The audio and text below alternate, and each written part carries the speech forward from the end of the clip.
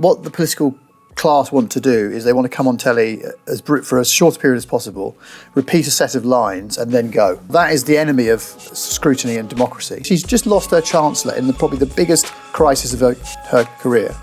And she goes on telly for 46 minutes and faces Brian Walden, who was a brilliant interviewer. Can you imagine that from Rishi Sunak? I don't know whether it's condescending or where it comes from. To be honest, I feel it comes from a place of discomfort with the process. To have risen to Prime Minister without really mastering communication is odd. People should make themselves available to sit with you.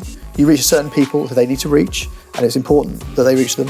Sit here and talk to you about politics, about their beliefs, and about why their policy on housing or the health service or whatever it is a particular thing. They should love that opportunity. Rob Burley, welcome to PoliticsJOE. Thank you very much. Pleasure to have you here. Good to be here. How are you? I'm fine. I'm all right. I'm a bit wet. It's raining, quite torrentially. Soggy out there.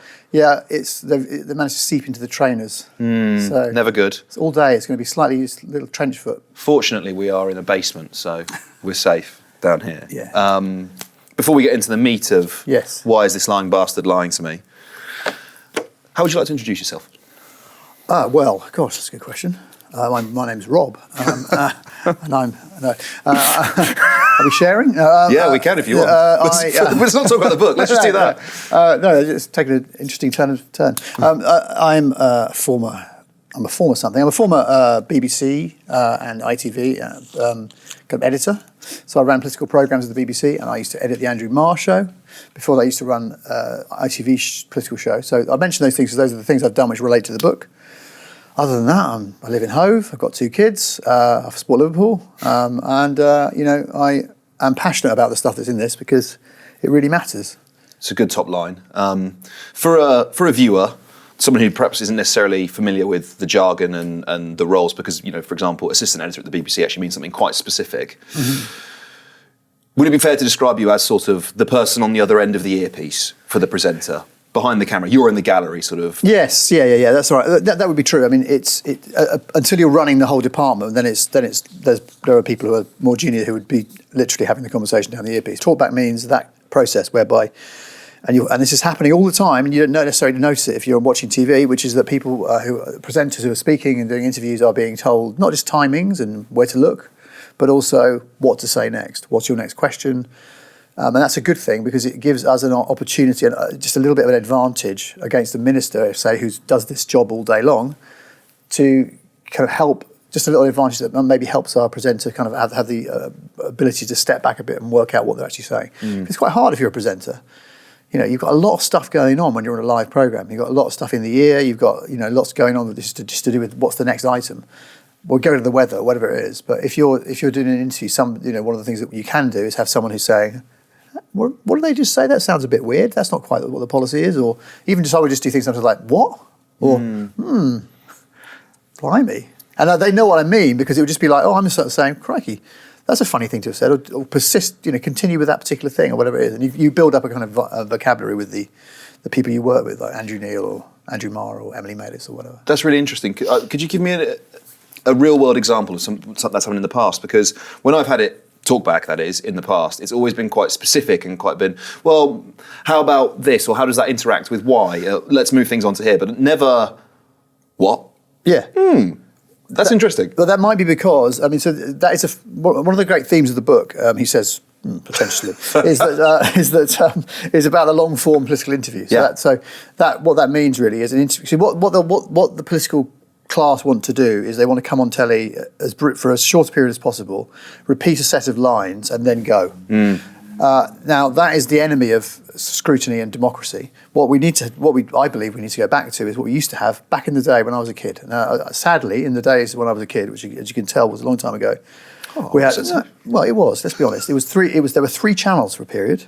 You may have heard about this in the story. In the tomes, in the texts. Oh, remember that. And there were 3 channels, and then when it went to 4, we were like, fucking hell. I know. But when it was 3, we had, this is the truth, if it's raining in November or February and you're nothing better to do, the TV, you switch it on a Sunday lunchtime, and there'd be people talking about stuff, and you didn't know what the hell they meant. It was mainly as a guy called Brian Walden, who was an interviewer on ITV, and he would be talking to a politician, and I wouldn't know what they were on about because the way they spoke, the complexity of the thing, was just sort of bewildering to a child, okay? I'm like 8 or 9, 10, whatever. But I just sort of think something's going on here. Some sort of conversation that matters is happening, right? Now, this in a roundabout way answers your question, which is that what that was the long form interview. It was like up to 45 to 46 minutes of interviewing.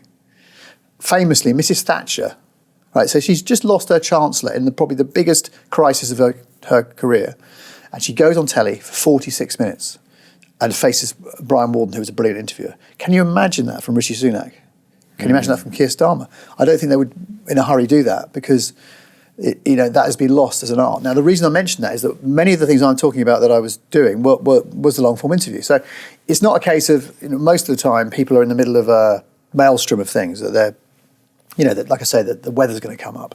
There's all these different things happening. They're on a news show that is ever-changing. But if you're sitting there with one purpose, which is to, for example, interview Boris Johnson about Brexit, then by the time you get in that room, if it's done properly, you and the presenter should be very sort of simpatico. You should be knowing exactly what you're saying. So if I say to you, hey, then you know what I mean is that you're thinking back to the conversation we had before the programme started, before the recording started, and you'll know I'm, as a colleague, go to you, what? And you're picking up on it. You don't need me to go. The worst thing for talkback is to go, can you say the thing about the select committee about the thing? And then they're just like, what? 'Cause they're trying to listen as well at the same time. Let's stick with that particular lying bastard then. If we're going to, there's a chapter dedicated to this in the book. It's also, I remember at the time thinking it was a fairly classic bit of political interviewing. What's in 5C, right?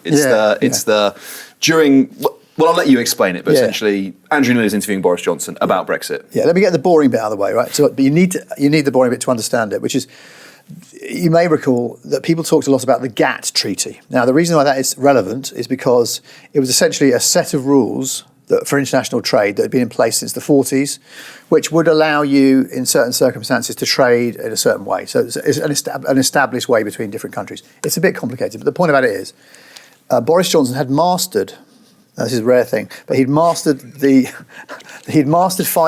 which is the clause in this treaty which said if there's a change of circumstance, countries can essentially continue to trade on the same basis. In other words, if there's a no-deal Brexit, do you remember that? The prospect of that, suddenly we drop out of the EU without any kind of rules and regulations about how to trade with people. We can just revert to these rules, and that's what we'll do. We'll use 5B. So essentially, what we thought about that was, okay, we know he does that because what he'd done by this point, this was in the leadership election for the Tory party. So, of course, this happened and he was elected leader of the Tory party shortly afterwards because that's what you'd conclude if you heard this. But in any case, what happened was he would always go into interviews and talk about 5B. He loved it because it looked like he was, the master of his brief and going against the sort of the stereotype that he's a bullshitter. But of course, we've all been in seminars, right? So we all know, you're hungover, you go to a seminar, and it's like there's this. If I can just get that one thing out, then at least it'll look like I've read the book. And that is, of course, the mode very much that he is in. And so we thought, well, what about if we ask? He's on 5B, so let's take him to 5C. And so that's what we did. And the way we just invited, it was like we were inviting him. Do you want to come to 5B? Come to 5B, and he was like, oh, yeah, well, I'll go to 5B. He's happily dancing along to 5B because he knows 5B. It's just great. Then it's compounded by Andrew Neil making a small error in terms of how he referred to one of these clauses, which Johnson, in a moment of beautiful hubris, decided was the opportunity for him to say, I thought you were the details man. You can't even get it right. It's all about 5B. It's 5B of the GATT treaty. Reading it out like, this guy's really across his stuff. 5B, come on, keeps coming. And then Andrew said, he lets it pause, and he says, what about 5C? I prefer very much to confide in, whatever that means, or confide in 5B. Sorry, but what about what 5C says? And he just says, it's all about 5B. It's all about 5B. And he just says, you don't know what's in 5C, do you? And he goes, no. And it was like, there you are. Finally, some people would say that's a gotcha moment, right? I would say to that, bollocks. Because that is exactly what you should do. You look at the situation, you ask yourself this question, what is the truth? Right? What is the truth of the matter? The truth is that he's not across the detail. The truth is he has the bare minimum that he needs to do to get through the interview. And what our job for important reasons, not because we're just wanting to have fun or a gotcha, is to reveal that truth about this guy who is saying he should be elected leader of the party and Prime Minister. And perhaps if people had taken that seriously, in this case the electorate, which was the Conservative Party membership, who don't tend to necessarily sort of take those things that seriously because they have their feelings about these people and they don't get change, then they might have averted all that happened after that, which is some of the things that went wrong for him in power. So it's a really important thing to do, and it worked beautifully. It didn't change anything. But it's there, and people will remember it, and it's in the book, and it'll be in other books, and it will be remembered because it's important. Just briefly, a definition of terms. Gotcha. What does? Yeah. So gotcha is like it's I think it derived from America, which is so the way. Certainly not the front page of the Sun about the Belgrano. No, not that one. A different gotcha. The thing is, what happened is right. So essentially, TV arrives, around the world. This new medium. Politicians realise it's an opportunity to communicate directly to people in their millions, directly into their homes. And initially, it's a kind of fairly naive, and sort of good situation, which is that, do you want to come to an interview? Yes, I do. Let's talk, and let's have a dialogue, and then that serves the voter. But of course, quite quickly, you end up with a situation where the politicians want to control that process because things go wrong for them. So we start then a sort of a battle, a dance between the two sides all the time down the years about how you do it.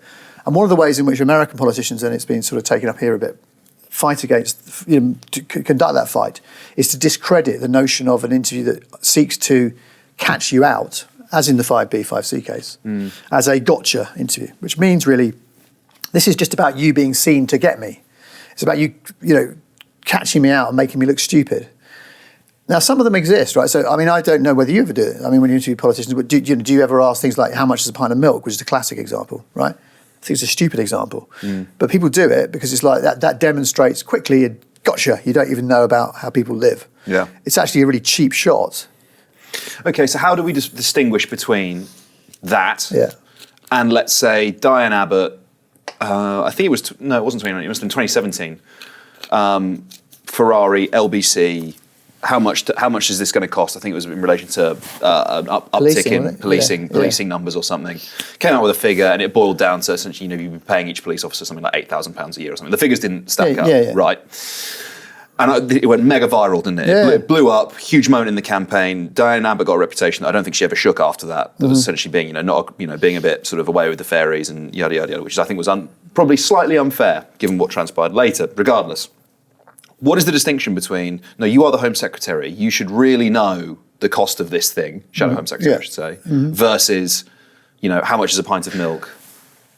I think it's pretty clear. So if it's a pint of milk, it's not a here nor there whether someone knows the cost of a pint of milk. They may. I don't even know. I think I get a litre bottle. I don't know. But the point is, it's not actually important. It's not that you're asking it to elicit something or to test something, apart from some fairly cheap notion that this person is a bullshitter or is disconnected out of touch from the experience of others. Yeah. It's kind of just hopefully people just don't do it anymore. I use it as an example. It's the Uber example of doing that, right? And there may be other versions of it. Whereas the interview with Nick Ferrari, Nick Ferrari's actually brilliant. He's really good, and he was like, the fact that he's totting it up it's fantastic. Sorry, you can't go. It's not acceptable to go in the room as the Shadow Home Secretary. Say, I want to be your Home Secretary, with a set of figures you can't substantiate. That's just absolutely insane. Yeah, you can't do that. Do that. So I think she got all she deserved for that. Let's talk about prep then, right? So you mentioned how just perhaps even a slight intonation change in the talkback can signal to your presenter, oh, how about this thing? Yeah. And, you talked again about 5B versus 5C. For an interview like that, Neil versus Johnson, or take your pick of lying bastards. Yeah. How much prep goes into that? How much, if he says X, he'll probably say Y. How much tape are you watching? Run me through that process. Well, again, just to briefly mention Brian Walden again. Brian Walden, who was, again, as I say, look him up. It's worth, go on YouTube and look up Brian Walden, Margaret Thatcher. You will not have seen anything like it before in terms of the drama of the moment and the nature of the interview. It's just unlike anything we have anymore. It's a terrible thing we've lost it, but anyway. The preparation that used to go to that was extraordinary. I've seen these documents. They're amazing. So what would happen is, it's a document that thick, with an interview, and it will say, Brian will look at it and it will say, if you, if she says answer X to question Y, go to page 16C, right? I mean, I'm not exaggerating. Okay, that's the level of preparation and detail. And what he would do, the other thing he had was, he had something like a photographic memory. So he wouldn't need to have that in front of him. He might have an aid memoir, but he wouldn't have that whole thing, a big thing in front of him. But he would remember, and he would go, and he would go. So that's like the sort of the most extreme prep.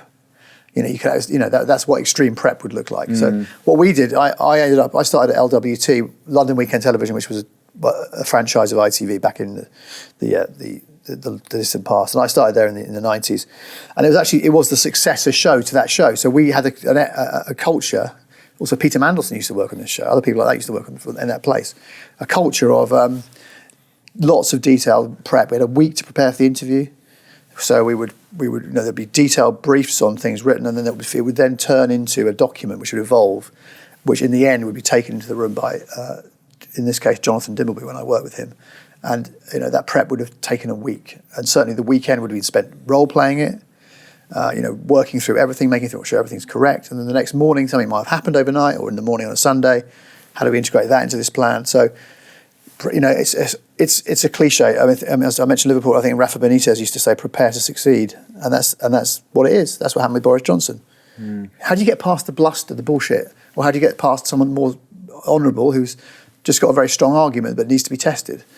And the only way you're going to do that is by working hard, and so a lot of prep. I think it was Rory Stewart, actually, I heard talking about this, preparing for an Andrew Neil interview. Oh, did you? Yeah. What was that? Well, he was saying that essentially, in theory, Andrew Neil at most has spent 3 to 6 hours, dealing with the detail of what he as the minister should be living and breathing. Right, so exactly. in practice, it should actually be quite easy for him to go and sit down opposite him and have a conversation about it, because in theory, he knows more about the subject matter than Andrew does. Yes. And if you just sort of compare it in sort of an arms race type of way of how much time have you spent thinking about justice, or I'm really glad you said that, because that's actually what I've often made that point to people, which is that as I said about talkback, any advantage we can get. I mean, this is their job. Yeah. I mean, imagine you go and do a question about your job, an interview about your job. You'd probably be fine, wouldn't you? You wouldn't have to prep for it. You think so? You think maybe you fuck up, but you just don't know what happened. Never rule that out. Yeah, it's definitely possible.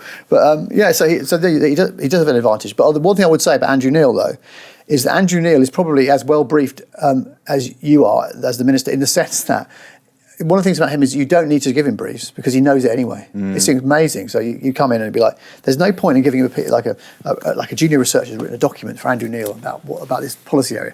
He's going to know. All you're doing is like embarrassing yourself probably, because he's going to know more than you know. Yeah, he's going to know a load of it. So he would probably be quite up to speed on almost anything he could do, even before he started preparing for the interview. Yeah, I don't. Maybe don't want to go too far into this, but I actually thought there was a very discernible difference when he left the Beeb and he went to GB News. I thought you could see, because I think he interviewed Rishi, didn't he? He did, yeah. I don't remember anything about it. Yeah.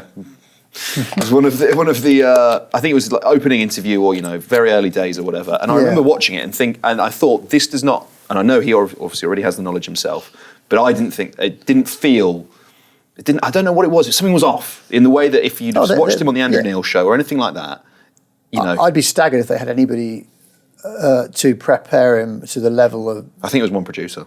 Yeah, and no disrespect to that producer. No, absolutely not. Sorry, to be clear. Yeah, I think that would be hard to do, and I think he probably would be. I mean, he can do certainly a very good interview without any help. But I think, to be honest, that's probably about. If you remember that, I mean, I don't know if people remember this, but I mean, we're in a sort of like, it's a bit dark in here. But this is better lit.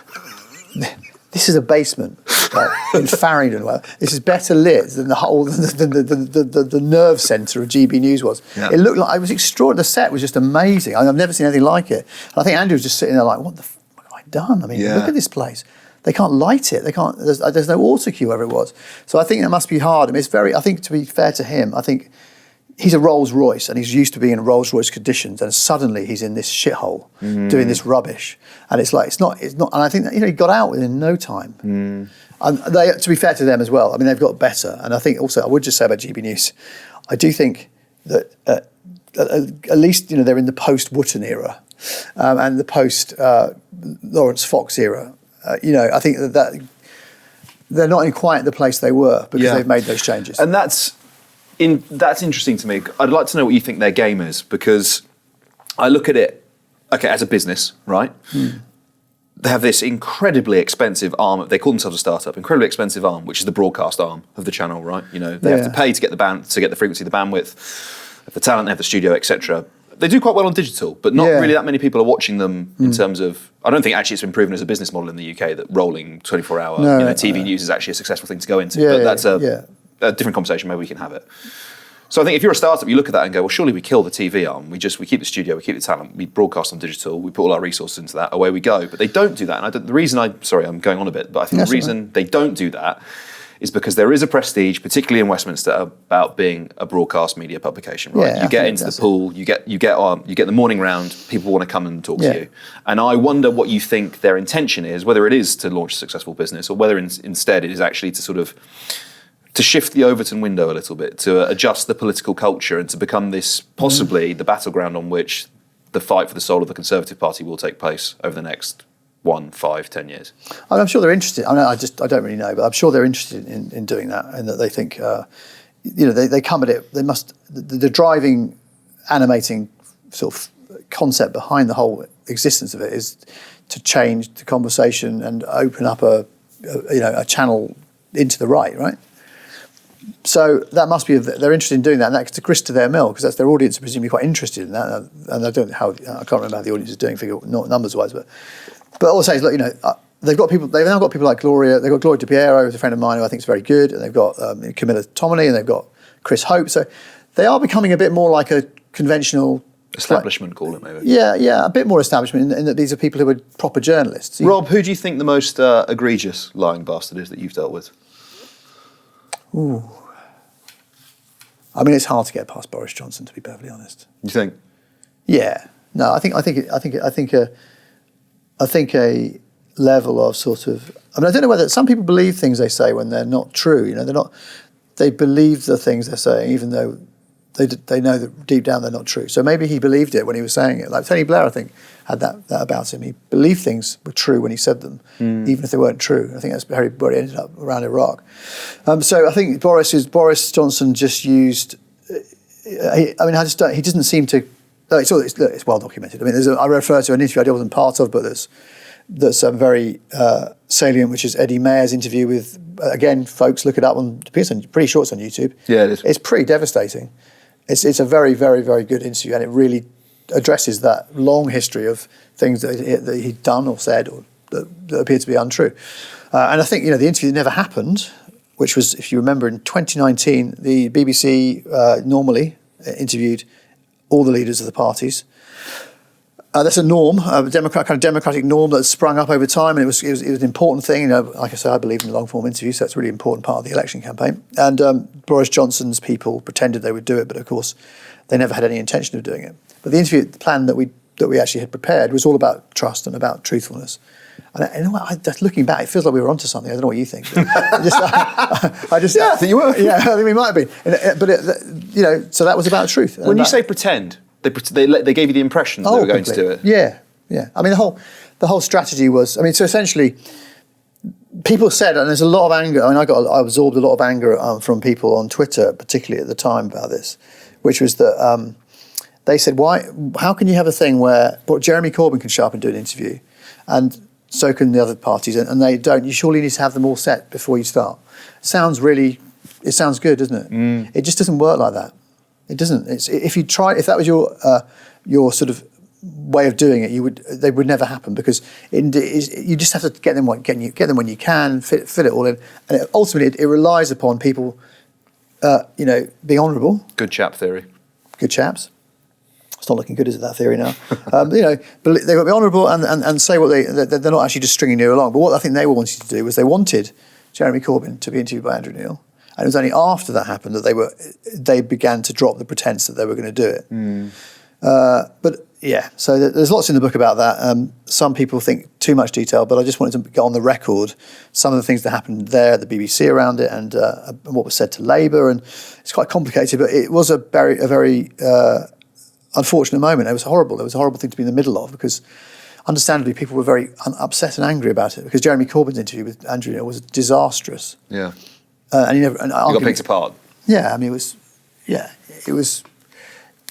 He was destroyed really in the interview. So, and I don't know what would happen with Boris Johnson, but I think after 5C, as we discussed, had happened earlier, then I think he probably was reluctant to do it. And actually, at the end, in fact, let me read you. This tells you a lot. Okay. Yeah. I wrote this at the front of the book, and sometimes when I'm talking about it, I find myself I can't do anything but read this out. Okay. Please. It'll take me a couple of seconds, but the first quote here is from Brian Walden, who I've mentioned. Okay. He said, "The plain fact is that Westminster's time-honoured procedures for calling our leaders to account are in some respects vastly inferior to those of television." So he's arguing for television. "When it comes to uncovering truth, there is no substitute for sustained questioning in public by a single individual armed with a clear purpose." Someone like him or Andrew Neil, right? "We should be proud that we in Britain have made the political interview a more effective instrument of liberty than any of the other people of the democratic world." I mean, I don't know about you, I'm feeling a little bit, a little bit tearing up. Yeah, a bit emotional now. Brian Walden, 1990. I now bring you Mr. Dominic Cummings, former chief advisor to Boris Johnson. This is what he said in 2021. "Why the fuck would we put a gaff machine, clueless about policy and government, up to be grilled for ages? This is not a hard decision." Right? So there you have it, right? There was no question they were never going to do it. And for them, contemptuously, they just thought, let Corbyn do it.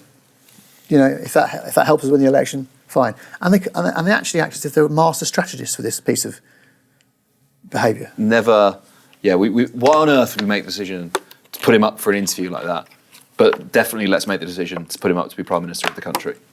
Well, yeah. I mean, and Ollie, that's so true. I mean, Cummings has said, Yeah. he knew that he wasn't capable of doing the job, but he said he's better than Corbyn, so I had to support him and put him in a position. And the thing is, I mean, it makes you think: what if you put someone like that in a position and something like extraordinary happened, like I don't know, like a global pandemic or something? Mm-hmm. What might happen? How you can live with that, I don't know. And in fact, if that was his position, why didn't he get behind Jeremy Hunt when he was running for the Tory leadership? I think there was an interesting. He met with all five of them. Did he? Yeah, Stewart, Johnson, the Saj. Oh, here's my memory now. Hunt would definitely have been one. Yeah, and Gove. He knew Gove anyway. And he told them all the same thing. Get Brexit done, unite the party, defeat Jeremy Corbyn. And they all sort of went off and did their own thing with it, and he ended up cancelling Johnson. Yeah, but so at that point, if he knew that Johnson was an idiot in his terms or incapable or whatever it was he said, he could have said, "Well, look, it's Jeremy Hunt. I don't like him either for whatever reason, but at least he's not an incompetent." I mean, I think it's unarguable that if Jeremy Hunt had been in charge when the pandemic struck, we'd probably have dealt with it better. You'd like to think so, wouldn't you? You said it makes you think. Should it make you angry? Yeah, it makes me angry. The whole thing makes me angry. Lying makes me angry. The state of kind of democratic discourse makes me angry. But why wouldn't we be angry about it? Because I don't necessarily know if it does make everyone angry. People sort of go, "Oh, well, the game's the game," I know. Well, that makes me angry. Okay, so let's have a list. I mean, that's just not good enough. It's not okay. I mean, I know why you're driven to that position, and it's like, in a way, writing a book like this. And look, it's got lots of jokes and stuff. It's supposed to be fun to read. It's not a It's a good read. Thank you. It's not a heavyweight sort of sits on the shelf and never gets read type of book. But I found that when I was going out and talking about it, that yes, it's really important stuff it's really important we stop accepting or don't accept that this is the way things are. I don't know if I can remotely, you just write a book. I mean, all I can do is say this. We shouldn't say it's okay. That's just the way it is. It's all a game, because it's not a game. It affects everybody. All these things affect everybody. If people are waiting for the NHS, I mentioned the book. I got diagnosed with Parkinson's disease. Okay, I was told when I went to a GP that when she said she didn't want to say the P word, but she sort of danced around it. She said it would be a year before I'd be seen by a neurologist. That's an invitation to the middle classes to go private. That's so is it a game? As it happened, I ended up going to A&E. I was in such a bad way. But in other words, I only use that because it's a clear example of a policy that will affect you if it happens to you or some other thing happens to you. So it matters an awful lot about what they say, and that we hold them to account and we know what they believe in. So it's not an academic thing. It's not just an academic exercise. No. Okay, a couple more things before we draw things to a close. Yes. You write in the book that you believe that the BBC has a centre-left liberal bias, and you say as well that you think that and you know that because it's sort of your own to a certain extent. Can you talk to me a little bit about the quest for impartiality, whether or not it's actually possible or even feasible to achieve true impartiality, and what you believe the BBC's bias is to be? Well, so true. What do you mean by true impartiality? Well, I guess, and that's the problem, isn't it? First of all, it's the definition of terms. Is it possible to present a story with just total objectivity, without the subjective at all? Because at the end of the day, there's the subjectivity of the presenter, the editor, the producer. I mean, the chairman of the BBC, dare I say it as well. So is it possible to present news without a partial view attached to it? I think the answer to that is ultimately, in a strict sense, the answer is probably no. But so what's our response to that? Do we then abandon the effort because it's just impossible to achieve it in its purest sense, or do we carry on? And what I would say is that we carry on, because the reason for that is that it's if something's difficult, it's probably worth carrying on trying to do it, because it's difficult for a reason. And the people that I've worked with at the BBC, so what you mentioned, my bias, or the bias I refer to, everyone, you've got bias, and everyone's got bias, right? As you actually say. And so the question is, can you set it aside, or try to set it aside when you walk in the room and do the journalism? And for me, it was the reason I feel like I could was because I was less interested in my views and like promoting them in some way than I was in, I got the bug of those things we talked about, of doing these interviews that really changed things or could actually hold someone to account. And so it didn't matter to me whether it was Labour, the Tories, or anybody else who was in the chair. I just wanted us to do the very best job we could do, because that gave me a lot of professional satisfaction. And most people there are like that. The only reason I mentioned the left, I think it's just true that if you're honest, that the balance of opinion at the BBC, probably in most media organisations, apart from GB, respect, is that you have is slightly to the left. Slightly centrist left, that's probably just true. It doesn't mean that, of course, everyone's like that. It might be that the more senior people, it's a bit more mixed. So there've been some senior Tory people, or ex-Tories, or whatever they are. Then they become advisors again and come back again. Whatever it might be, there are people there from those different perspectives. Nick Robinson's a brilliant interviewer. He used to be a Tory when he was really a lot younger. I don't detect him going easy on the Tories. No, he's a journalist first and foremost, and that's what. So in other words, it can't be achieved in a pure sense. The effort of achieving it and trying produces great work. I massively support the BBC. I think it's hugely important. I think some of the cuts have been disastrous and have left it in a position which has had to make some very, very bad decisions, or difficult decisions. And sometimes you think they're bad solutions, but it's a pretty hard thing for them to try and figure out. Absolutely. And I don't know. I actually sort of slightly bizarrely consume a lot of sort of world service content, which I think is incredibly good. And if you asked me to say, what do you think is the closest thing to impartial news that's out there, I would say the BBC. Yeah, absolutely. But too right. You sort of, and yet. Well, sorry, they're not the only people. In Sky, I would say this. I would do some work for Sky. I'd say the same for Sky News. Yeah. There is a tradition in this country, and ITV. There's a tradition, ITV, Sky, and the BBC. ITV's doing a really good job at the moment. Yeah, they're in a place which is, I've worked for all of them, and they all come at it like this. It's not but the BBC is sort of the preeminent one. It's the biggest one. It's this huge organisation. It's really, again, it's like I was saying about, does it matter about political interviews not happening, or it's just a game, or things matter. Like the BBC dying slowly by 1,000 cuts, 1 million cuts, whatever it is it matters. It's bad for the society we live in. So it should be defended. And yeah, you're right, it's under attack from all sorts of directions. I did it before this interview, right? I went and I just hammered BBC bias into Google News to see what would come up, and it is from almost every angle, right? And I don't know whether it's a bit of a cop-out to say, oh, well, you're pissing everyone off, so you're doing something right. You're probably close to it. Yeah, it's not a totally irrelevant point, but it's not. I don't think it's quite the slam dunk answer that people think it is. Okay. Sunak then. Let's finish with Rishi, our current Prime Minister. Yeah. And I guess just to draw the most recent example, but to use sorry, you should ask me something about Starmer as well, because we're going to be balanced, okay? Absolutely, right. I will do. Yeah. I will do. Okay, so Rishi Sunak then. Yeah. Most recent policy announcement, which jumps to mind, would most likely probably be disposable vapes, right? We're going to just ban disposable vapes. How does the Prime Minister make that announcement? He doesn't do it in an interview. He doesn't do it at the dispatch box. He sits down and sort of pre-shoots something with Lad Bible, and that gets sort of put out as a 1-2 minute clip, right? So it's almost the antithesis of the long-form political interview. It's sort of controlled environment, pre-scripted, here's the video, let's put it out. Yeah. And that then also sits within a context of, well, I mean, take your pick on his recent conference speech is actually probably a pretty good example, right? So banning meat taxes, spades are in the ground on HS2 until I take to the stage in Manchester and cancel the leg that's going to Manchester.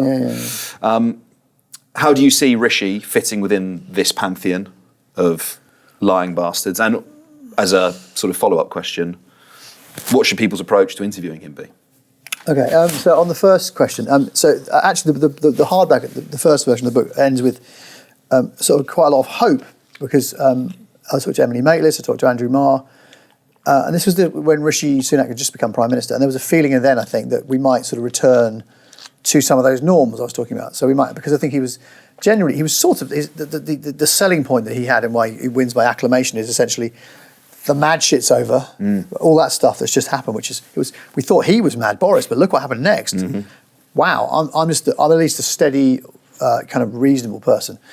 And I think, you get the impression that he's a very hard-working, conscientious person in terms of the amount of effort he puts into doing the job. But in terms of communicating, he's just flailing around and down. There's a chapter, an updated chapter in the book about the year since, in which he just goes from one place to another trying to get some kind of purchase that might give him some basis for which to move forward, and it never really happens. I mean, the vaping example, the one thing that made me think of, there's a good example of something that would benefit from a long interview, because there's a fundamental question there about what you think government should do. It's like there are other things. I think there's talk of, this is a good one, of banning social media for the under 16s. Don't get me started. Good luck with that one. Yeah, that one makes me angry. In quite a dramatic way. But there's a conversation there to be had about what are the limits of government. Yes, it's a fundamental conversation about your belief system, and really that's a nourishing, important thing. And if you've got a belief that you say, well, I do believe in liberty, but certain things the government has to step in and do, like the vaping and the social media, then make your case, and that is valuable. But if you only go 2 minutes, of course it's not going to scratch the surface of that. But he's made a choice, or he's allowed. I don't know I don't know the truth. I don't know whether I mentioned the book.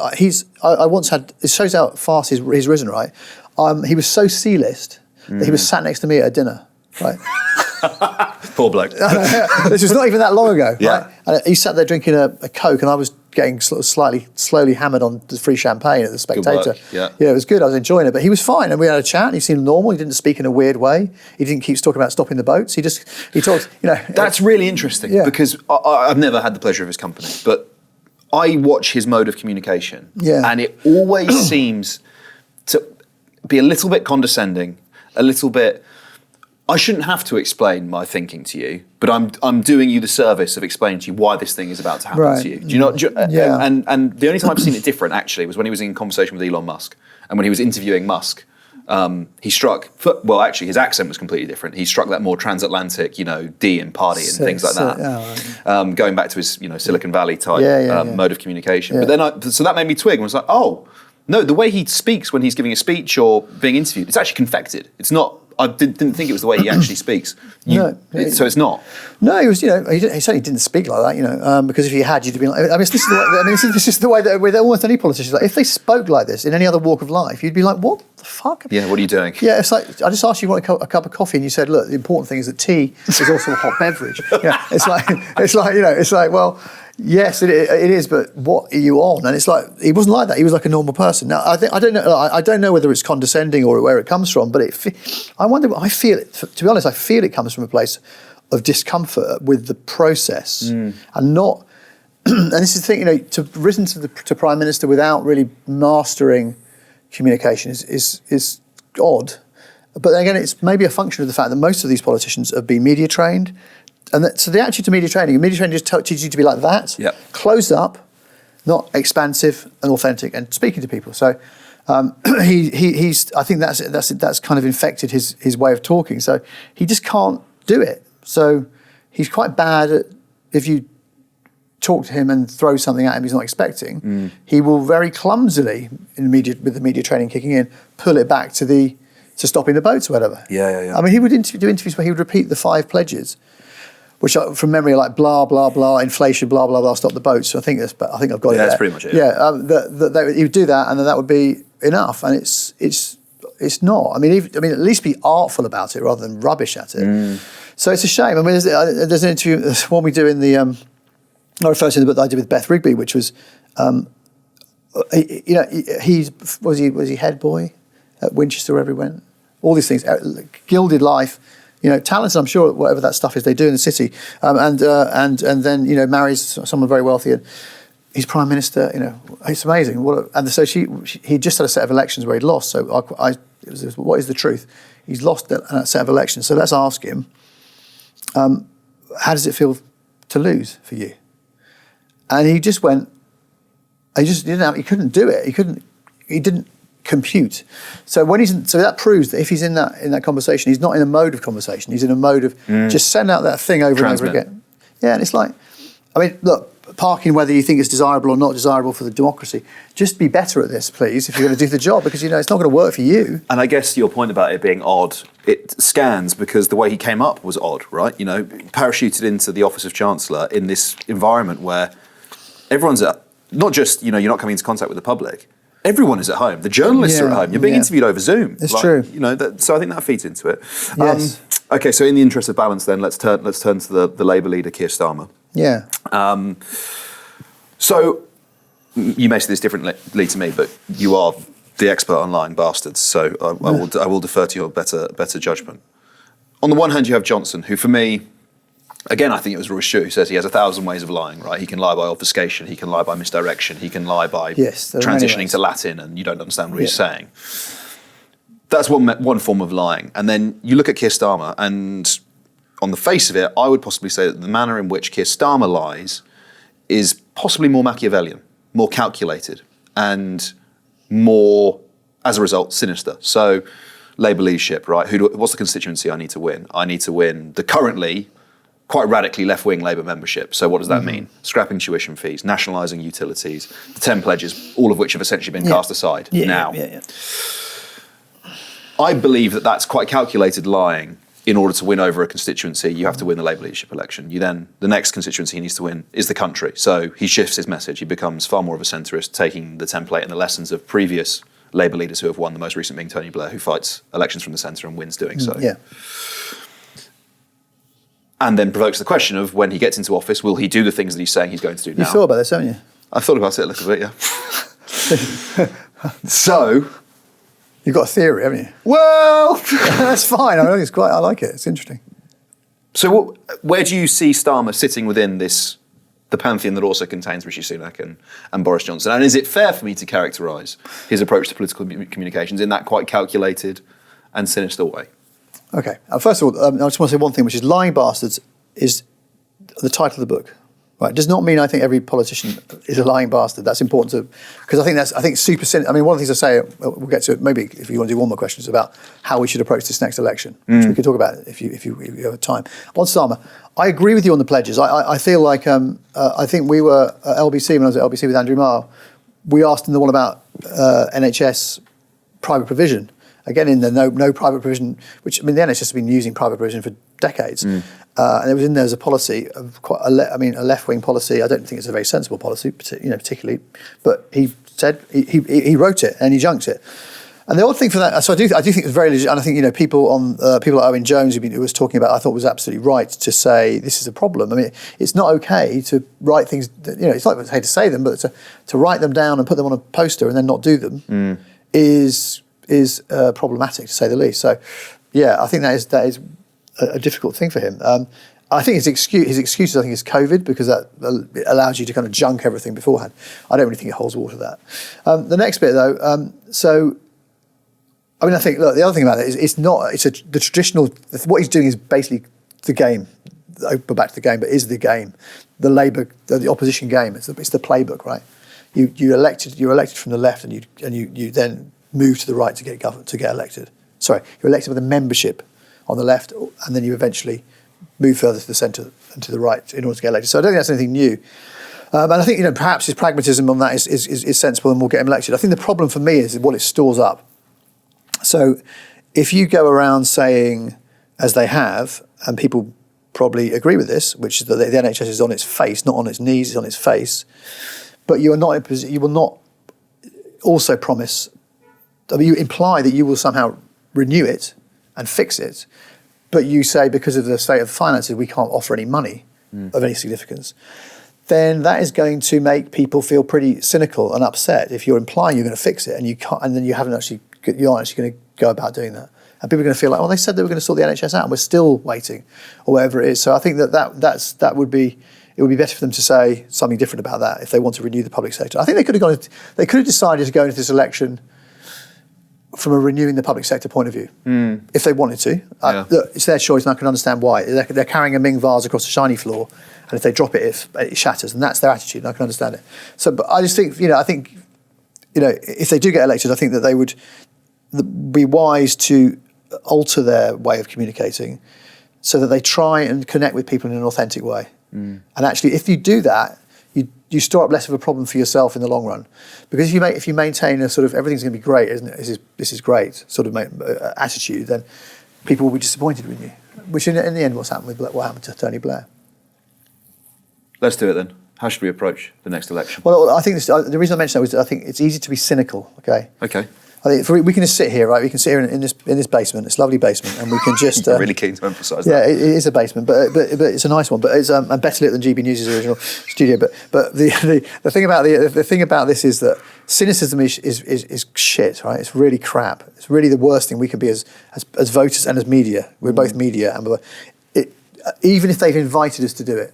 Even if they've given us every reason to be cynical, we shouldn't go into elections being cynical about this. We should try and renew our belief that this is an important democratic moment.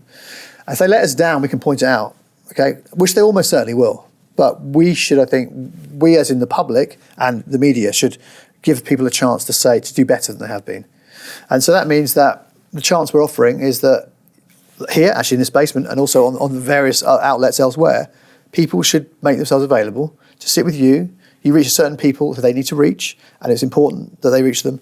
Sit here and talk to you about politics, and about their beliefs, and about why their policy on housing or the health service or whatever it is a particular thing. They should love that opportunity. You're not going to ask them the price of a pint of milk. We've established that much. We have. The point is, they should do it. They should come on to different things. They should do whoever the interview that Nick Robinson or Michelle Hussein, whoever it is that does it for the BBC. That's what they should do, and they shouldn't just do 6-minute nonsense, sort of boring, repetitious, empty rubbish. But the public also should do some work. And one thing, it's a bugbear of mine, is the kind of question time audience thing. Like we don't have to do any work. We just go like, no, but I want this and I want this and I don't want to pay for it. I want the best NHS in the world and I want my taxes to be cut or whatever it might be. Yeah. We have to actually, as citizens, think about the trade-offs and make a sort of informed and thoughtful decision rather than anything else. So look, it probably won't work. I mean, nothing works, but we can try. We can try. Rob Burley, thank you so much. Thank you. Appreciate it. Cheers, appreciate it.